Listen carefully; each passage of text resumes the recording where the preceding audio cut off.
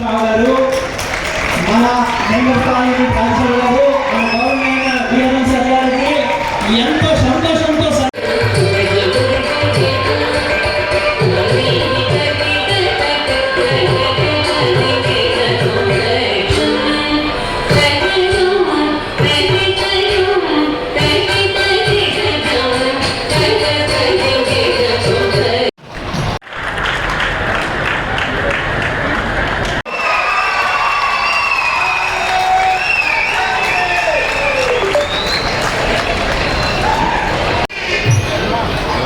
చూసి పక్కన చేయండి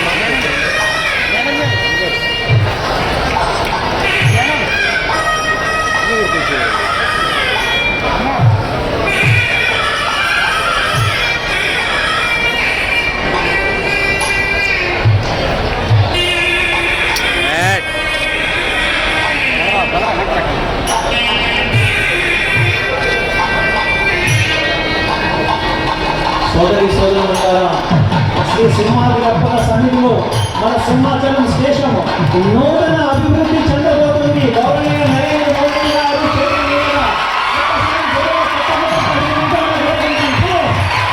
చెప్పట్లు ఆగకూడదు.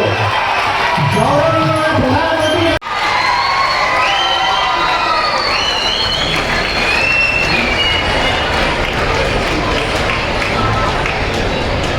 నిన్న ప్రధానమంత్రి గారు 5 ఎయిమ్స్ దేశవ్యాప్తంగా 5 ఎయిమ్స్ సంస్థల్ని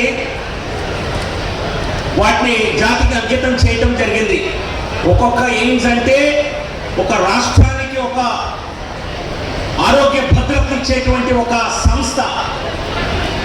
మంగళగిరిలో నిర్మాణమైనటువంటి ఎయిమ్స్ నిన్న ప్రధాని గారు జాతికి అంకితం చేశారు. మీలో చాలా మందికి అక్కడికి వెళ్ళే అవకాశం వచ్చుండకపోవచ్చు. కానీ ఆంధ్రప్రదేశ్ రాష్ట్రంలో మంగళగిరి లాంటి ఎయిమ్స్ లాంటి కార్పొరేట్ హాస్పిటల్ కూడా ఎందుకు పనికిరాదు. ఆ స్థాయిలో నిర్మాణం జరిగింది. ప్రభుత్వ రంగంలో మోడీ గారు ఈరోజు 554 రైల్వే స్టేషన్స్ ని అమృత్ భారత్ అనేటువంటి పేరుతో వాటి నిర్మాణాన్ని చేపడుతున్నారు. అది కాకుండా 1500 రైలు ఓవర్ అండ్ అండర్ బ్రిడ్జెస్, మొత్తం దాదాపుగా 41,000 కోట్ల రూపాయల రైల్వే ప్రాజెక్ట్స్ ని ఈరోజు వాటికి శంకుస్థాపన ప్రధాని నరేంద్ర మోదీ గారు చేస్తున్నారు.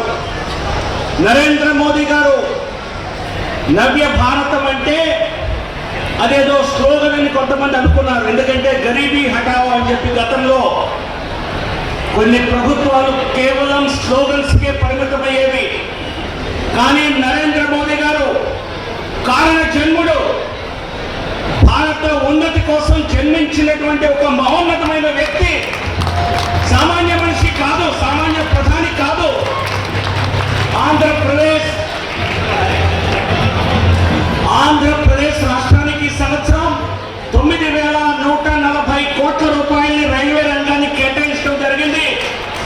2013-14లో మోదీ గారు ప్రధాని కాకముందు కేవలం 2 తెలుగు రాష్ట్రాలు కలిపి కేవలం 840 కోట్లు కేటాయిస్తే ఈరోజు 11 రెట్లు కేటాయించడం జరిగింది. సింహాచలం రైల్వే స్టేషన్, నేను అనేక దేశాల్లో రైల్వే స్టేషన్ చూశాను. కానీ అమెరికాలో, యూరోప్లో, మరే అభివృద్ధి చెందిన దేశంలో కంటే చాలా మెరుగ్గా అధునాతనంగా మన రైల్వే స్టేషన్స్ ఇప్పుడు నిర్మాణం అవుతున్నాయి.